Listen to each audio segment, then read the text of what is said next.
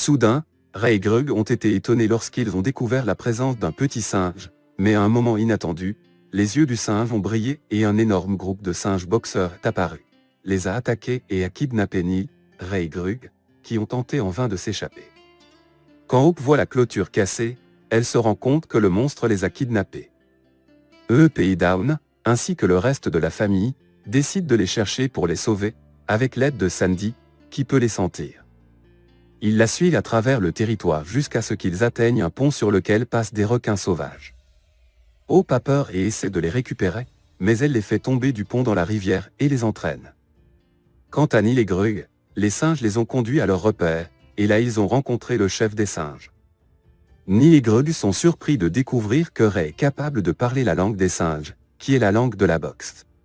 Ray a demandé au chef des singes la raison qui les avait incités à les kidnapper, ce à quoi il a répondu, disant que Neil avait rompu l'accord avec eux, et cela conduirait à leur sort malheureux. Puis il lui a expliqué que dans le passé il y avait beaucoup de bananes et l'eau était partout, et il est apparu un monstre de temps en temps pour prendre une partie de la banane.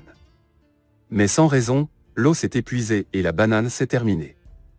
Et la bête a commencé à les attaquer. Pendant ce temps, Neil parlait avec Ray, et Ray traduisait pour le singe ce qu'il avait dit, indiquant que c'était lui qui avait éloigné l'eau des singes. Le chef des singes a été immédiatement bouleversé lorsqu'il a entendu ce discours, et le reste des singes a tenté leur attaque contre Neil.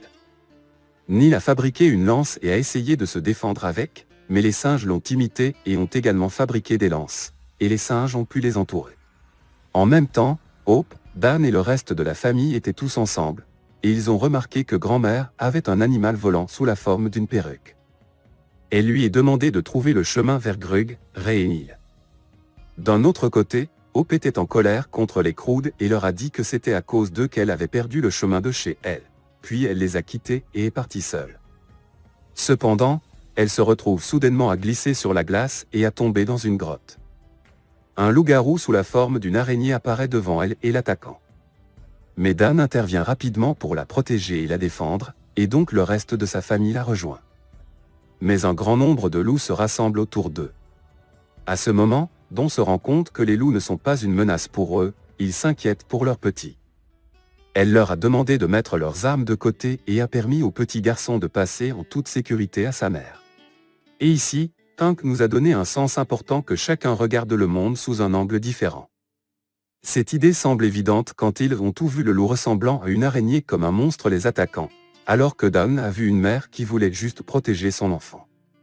En ce qui concerne Grug, Ray Faye devient nerveux et plein de ressentiment.